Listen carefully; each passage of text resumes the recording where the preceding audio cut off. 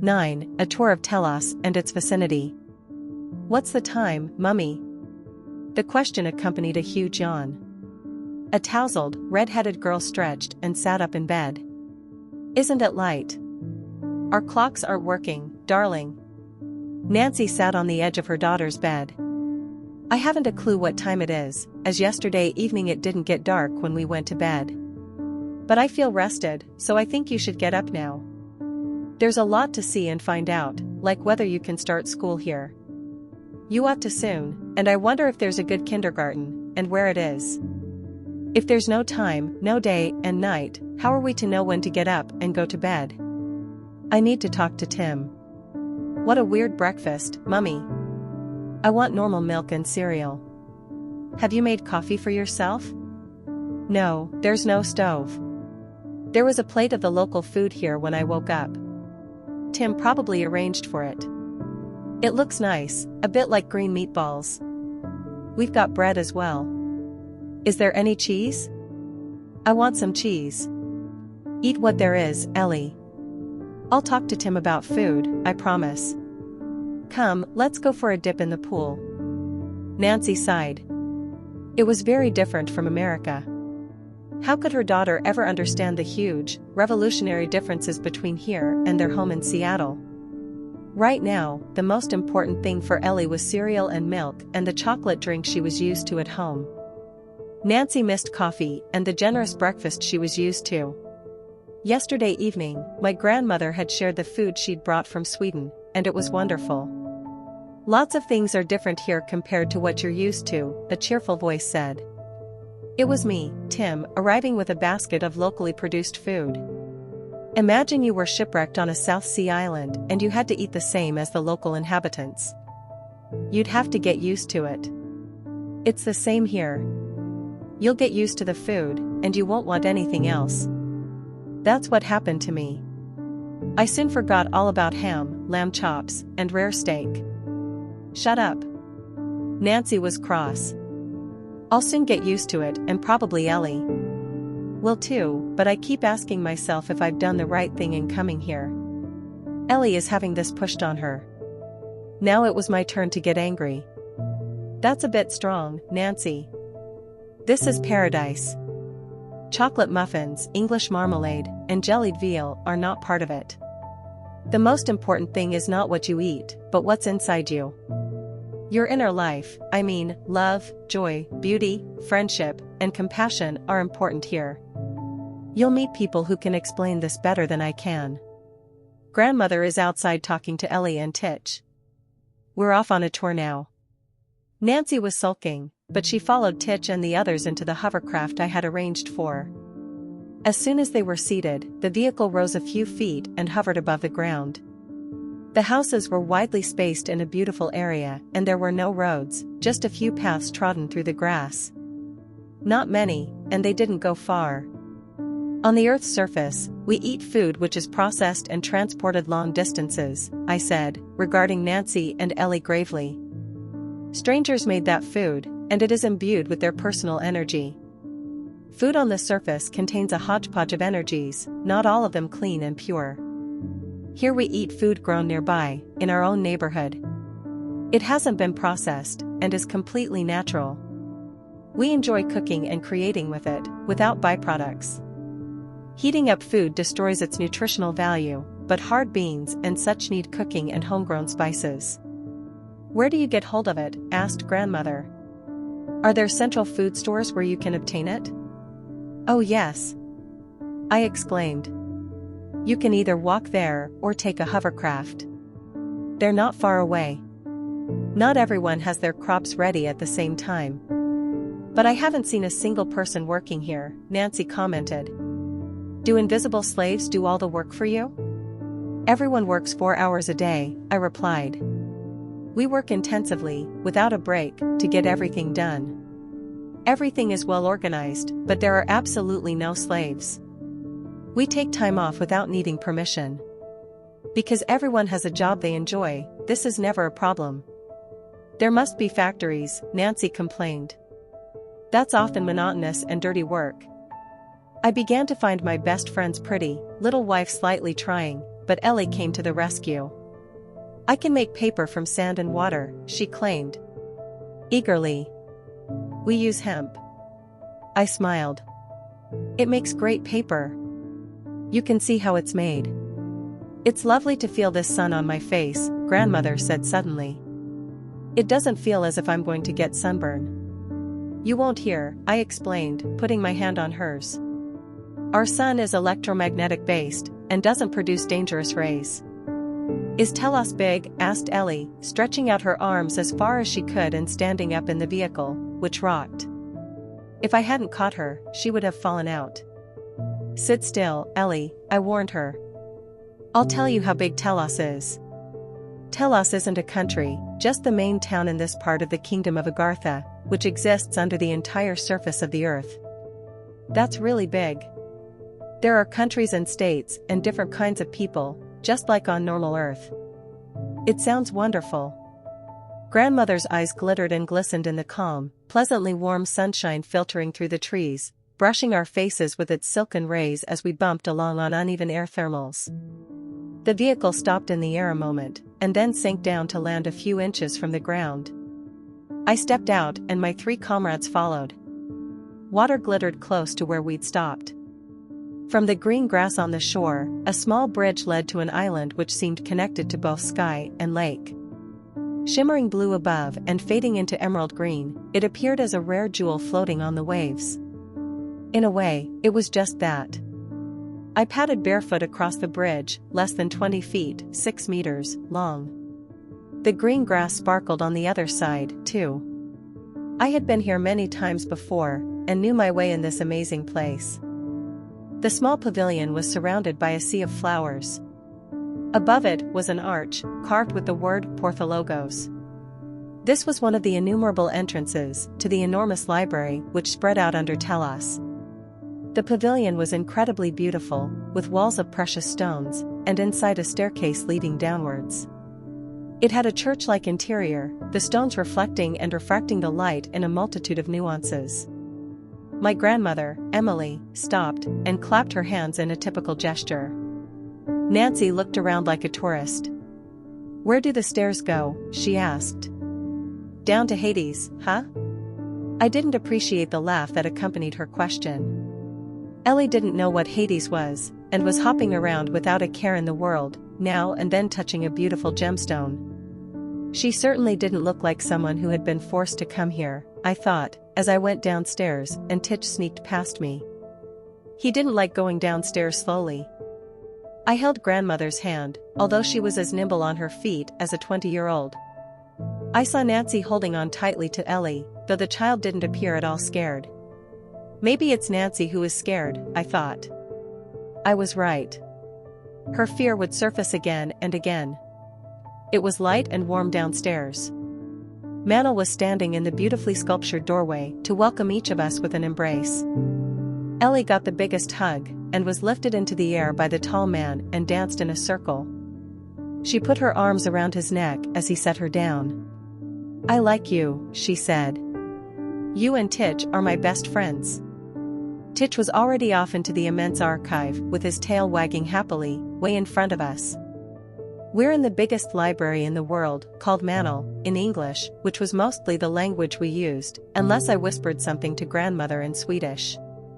English was her favorite language, and she talked and read it fluently. We can find out about almost everything here, whether it's the past or present of our own Earth, or elsewhere in the universe, he continued. Instead of books, there are actors who answer our questions. They act out scenes as answers. Just wait. There aren't any books here, cried Nancy angrily. It's not a library, in that case. Ask something. I suggested. There are books here too, but plays are more common. Was there really someone called Merlin, or is he a myth? Nancy immediately asked. Come with me, cried Manel, and he led us up some steps to a wide corridor with doors on either side. I have to describe what it's like in our special library, which was originally an enormous cave. There are small stages everywhere, combining film and reality in an endless store of knowledge. There's a network of passageways and rooms which you need a guide to show you. We have plenty of guides, some elementals, and some holograms. All our inhabitants are eager to learn. By living in a symbiotic relationship, we benefit from collective knowledge, but this can be transferred to individuals.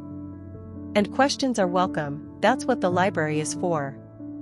I tried to explain all this to Nancy as we followed Manel down the passageways. As we stopped near a booth that was reminiscent of a theater with comfortable seats, Merlin greeted us from the stage. He told us that he had really existed, and had been an important, respected, but envied, wizard. He performed some magic tricks, which made Ellie scream with delight. Suddenly, there was a small, white rabbit on her lap, and equally suddenly, it was gone again. He described his life to Nancy, who was amazed, then he acted some scenes, and showed film clips. The widely renowned magician concluded, "I am neither invention nor imposter." Nowadays, the world on the surface is ruled by swindlers who, consciously or unconsciously, make it their duty to mislead people. But a new era is coming. The surface is about to undergo a cleaning and a cleansing like never before. There will be pain and innocent sacrifices, but the result will be reconstruction in the name of love and truth, converting the planet into a carrier of light. I, Merlin, proclaim this in the name of the eternal truth. The stage darkened. We were mesmerized. Then Nancy got up and burst out, "But it's just a play. It's not like that in reality." It was the actor's role to express it that way. "Can we see some books now?" I was astonished, and grandmother was too, as she pinched my arm and seemed shocked. Ellie started crying. "It was all true, Mummy." "Tell me it was." Manel lifted the little girl up and whispered in her ear. A big smile replaced the tears. I'll never know what he told her, but it cheered Ellie up, which was the important thing. It took a long time to see a just small part of the library. Sometimes there were wider galleries hung with lovely paintings, where tables, chairs, and couches invited rest. We stopped when we were hungry, and refreshing drinks appeared. We didn't see anybody serving, but Manel explained that he had arranged for the refreshments on arrival in one of the galleries.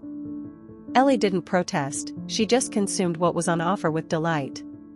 Nancy carefully tried a mouthful before swallowing it, as if scared she was being poisoned. "We can test it on Titch, if you like," I suggested spitefully. "He can stomach anything." Grandmother gave me a warning look, but Nancy took some bread and fed it to the dog. He gulped it down and looked for more. I gave him some, of course. Ellie was beginning to tire, and I asked Manel if we could stop. He led us straight to an exit, where a lift took us back outside. Out there, it was as light as day. The most difficult thing about living here, I think, is the lack of day and night. The friendly sunshine is eternal and unchanging. For surface dwellers it's difficult to acclimatize, but in the end you get used to it. 10. A fond reunion and a new acquaintance. Whether it was day or night, Nancy yawned all the way home, and Ellie slept on Manel's lap. Grandmother, Manel, and I decided to go for a walk when we got back home. I have no idea where Manel lives. He's always there when you need him. Nancy said a sleepy goodnight and carried in her slumbering daughter. You have to find your own walkways, as there aren't any roads. I learned fairly soon after coming here how to walk around, or hover around, in Telos. You can go by hovercraft, but you can also hover yourself, only a few inches above the ground, but even so, it's a great feeling. Grandmother couldn't do it yet, so we walked arm in arm over the grass, while Manel hovered a little way in front of us. Suddenly he stopped. We could hear music and boisterous singing. A host of dancing couples appeared, lovely and live. Gorgeous was, of course, my grandmother's comment. How wonderfully in step they dance. Feel free to join in, if you want to, suggested Manel. We'll meet up by that tree over there when you're tired. He disappeared into the whirling dance, and grandmother and I followed closely on his heels. It wasn't easy to define the dance in words. It seemed as if everyone moved separately to the music, yet there was harmony, as if there was some general plan to it all. Hello again. Behind me was a voice I recognized and had longed for. My exquisite friend, Cecilia, took my arm and danced off with me. Long time no see, was the extent of my repartee. Time doesn't exist here, she said, smiling. Here it's always just now. As long as all of us think positively and devote ourselves to enjoyment and love, our now will continue. On the surface, you lack joie de vivre, and you have turned love into something profane and unethical. We like working. We like relaxing. We like helping each other. We like walking in our beautiful forests. We like meeting people we love. She dropped my hand and disappeared in the crush of dancers. I called out to her and tried to struggle through the veils and flickering hair, in vain. Instead, I bumped into Manel, who took me over to a large tree. Grandmother was sitting there talking to a man who seemed older than the others around us. This man is a relative newcomer. He's only been here 2 months, by your time, Manel recounted. We hold meetings for people who haven't been here long. I can tell Emily more about that. Yes, maybe I should attend? I wondered. No, replied Manel, to my surprise. You came here by a different route and were looked after by Arniel and me. We've other plans for you. I hope Cecilia is included in them, I muttered. Will I meet her again? Manel grinned, but didn't answer. We caught up with grandmother and her new friend at the tree. This is Lex, she said, and the man beside her bowed slightly. Though actually, his name is Alexander. He was quite tall, with thick, white hair and appeared to be in his 60s. He had friendly, sensible brown eyes and a smile which displayed even, white teeth. His skin was quite brown, like an Indian or Native American. He had quite a prominent nose, which suggested Native American. I haven't traveled as far as you have to get here, remarked Lex in faultless English. When I heard about Agartha at home in Peru, I knew I had to come. But it's not the easiest place to get to. It feels like being in quarantine, as I've just told this delightful new arrival. I'd like to show her a little more of this beautiful country, as I've traveled fairly extensively. We've met before, said Manel, taking the man's proffered hand. I thought my newcomers would like to meet you, Lex. I heard there was a newly arrived young widow and child, said Lex. Where are they? I greeted him in the ancient Indian way, which he returned. Then we shook hands. You'll meet them tomorrow, I answered. Be prepared for lots of questions. I'm used to questions, he observed. I was a kind of modern Indian chief in a small Peruvian village with ancient traditions. You'll have to tell us more about that, I said cheerfully, taking grandmother's arm. If you can find your way to my house, let's meet after a well-deserved sleep. He nodded, and I said goodbye to Manel. We would meet again the next day, after I'd been out with my friends. With his help, we planned a scenic tour in an area unknown to me. I had expected Nancy to be delighted with the planned trip. Instead, her face was sulky, with traces of tears. She sank down onto the sofa and asked me to sit next to her. Ellie was playing in the garden. I have to get her into school, Nancy complained. I can't cope with her at home all day. I don't have time for anything else. You don't need time to do too much, I said comfortingly. There's no school here, as such. Children can be educated at the library if their parents desire it. They learn to read and write, and other useful things, but it's not education in the same way as on the surface. If they aren't keen to learn, then the teachers talk to the parents about trying alternative methods, like painting, crafts, singing, and stories. But first you need to talk to a teacher at the library, and introduce your daughter. Nancy started crying and threw her arms around me.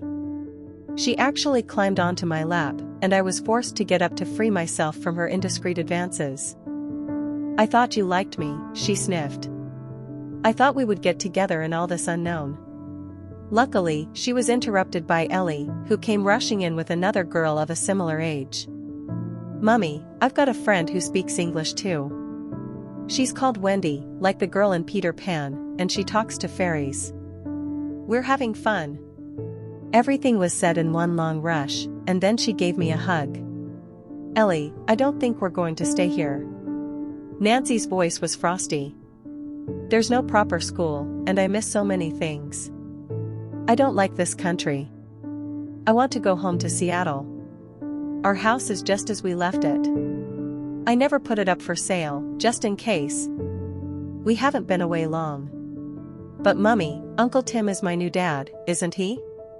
And he lives here. Ellie's voice was tearful and she looked questioningly at me. You see, I said, taking her hands. Time isn't the same here as on the surface. You've been here nearly a year. I want to talk to Manel. Nancy's voice was full of anger and loathing. She took my rejection very hard. But I wasn't in love with her. She was just a good friend who had been married to my best friend. I thought I was helping her, as she had asked. Titch liked her, which is a bonus. But love, no way. You can do that when we come back from the trip, I suggested. Grandmother and her friend, Lex, are going to come, and the scenery will be lovely. I've seen enough, screamed Nancy. I'm not going on any outing. The little girl who had come in with Ellie was standing quietly at the window. May I come? She asked finally, and I stooped down to her. Of course you may, I said. What was your name? I'm Wendy, and I'm from England, the girl answered. She was pretty, with waist-length, dark brown hair and big, brown eyes. She had dimples in both cheeks when she smiled. I came here with Dad when Mummy died. He works here. I don't know how long I've been here because they say there is no time, but probably not long, anyway. Nancy had left the room after her outburst. She returned now with a tray and 4 cups of the drink they have here instead of tea and coffee. She seemed to have calmed down. I guess I'll come, she said. Ellie really wants to, and I might as well, as there's nothing else to do. It was the start of a remarkable journey. End of section 10. If you find this audiobook useful, please subscribe to my channel, Rapid Reads.